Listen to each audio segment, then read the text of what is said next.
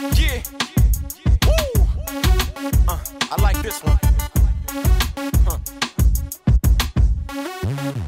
Hey, what's up, my friends? This is Karlo Broussard, and we're talking about Catholic truth for Catholic youth. Today, we're answering the question, does God exist?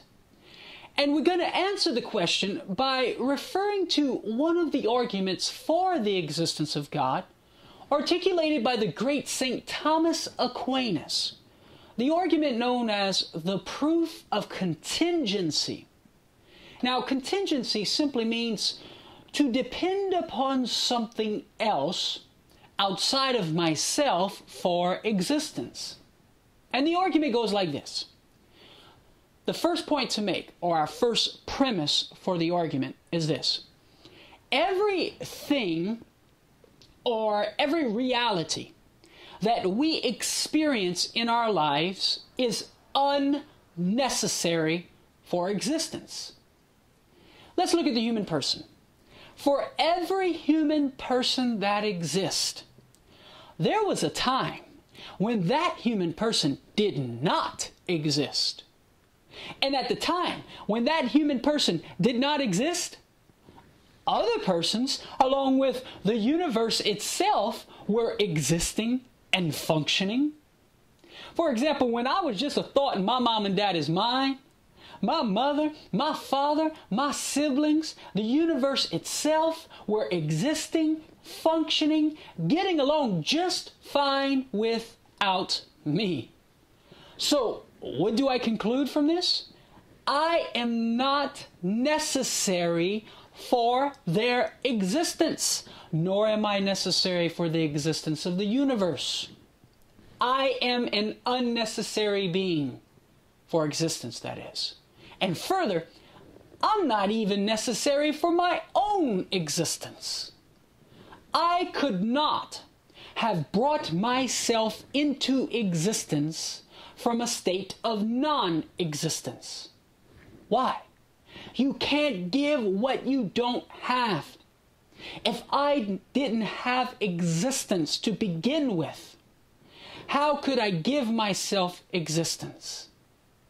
And so what we conclude from this is that everything or every reality that we experience in our lives is unnecessary for existence.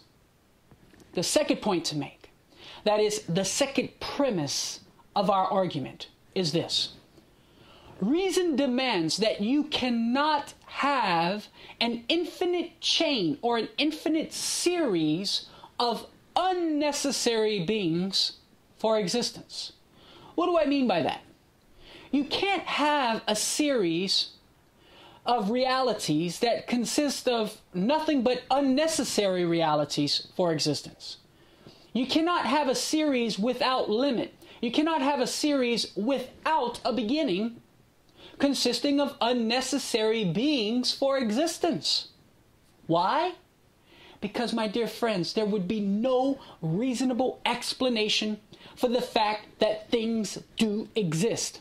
If everything is unnecessary for existence, then how do we explain the fact that I exist?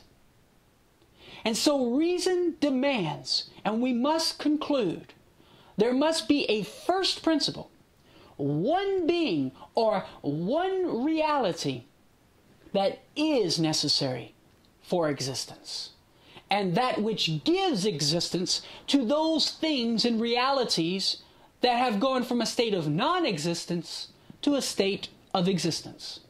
And this principle of truth is played out in our dialogues even with the leading atheists of our country. Some of the leading atheists of our country will suggest that the origin of the human species is from the crystal, in opposition to there being a God.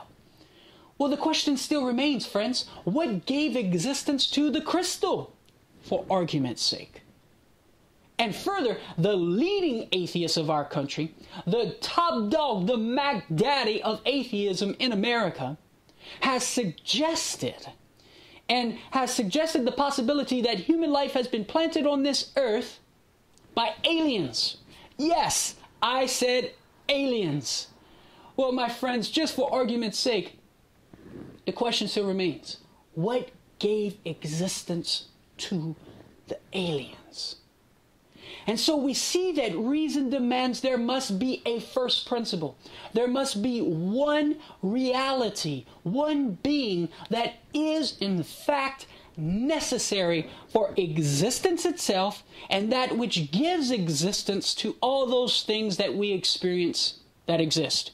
And this one reality cannot rely on anything else for its own existence.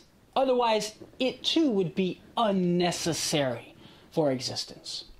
So this one reality that is necessary for everything that exists, we call God. So does God exist? Yes. My dear friends, if he didn't, we would have no purpose and meaning of life. There would be no reasonable explanation for the fact that you and me exist. Now, the question that arises is this one reality that is necessary for everything that exists? Is this one reality, is this God a person? Or is it just some sort of kind of the force be with you kind of thing? Is it a force? Well, no, my friends. This one reality that is necessary for everything that exists is in fact a person. How can we reason this out? Well, the first approach is that when we observe human beings, we discover that human beings have these powers. The powers to know, that is to think and to understand, and the power to choose. And it's these powers that separate humans essentially from the animals and places the human being superior and above the animal in dignity and in value.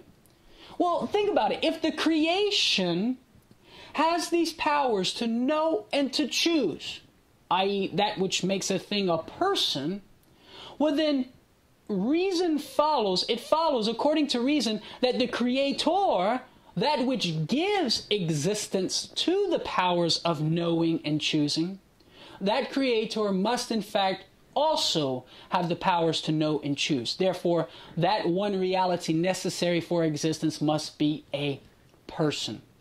Now, the second approach is very similar. We look at the fact that all human beings have intelligence, but the point to make is this.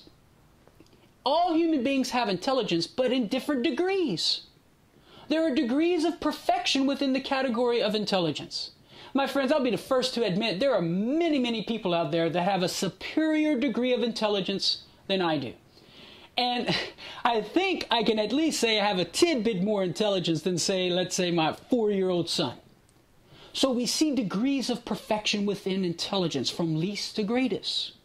Well, reason demands, friends, that there must be a supreme intelligence, the greatest intelligence, that which there can be nothing greater than within the category of intelligence.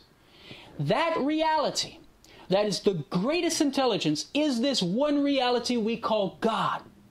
And if this reality has intelligence, my friends, this reality is a person.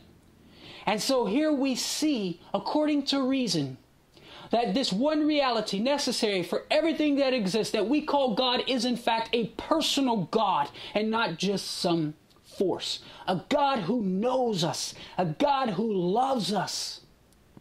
But my friends, philosophy can only take us to a limited degree of knowledge of this reality we call God, this personal God.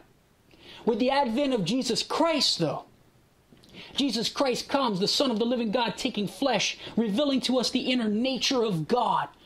And we find that this personal God is so personal that he wants to be so intimately involved in our lives that he tells you and me to call him Daddy, to call him Abba, to call him Father. So does God exist? Amen. You better believe it. Reason demands it. Is this God a personal God who knows us and who loves us and who wants to be intimately involved in our lives? Yes.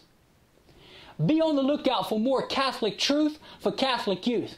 And remember, my friends, St. Peter commands us in 1 Peter 3:15, always be ready to give an answer to anyone that asketh you a reason for the hope that is within you.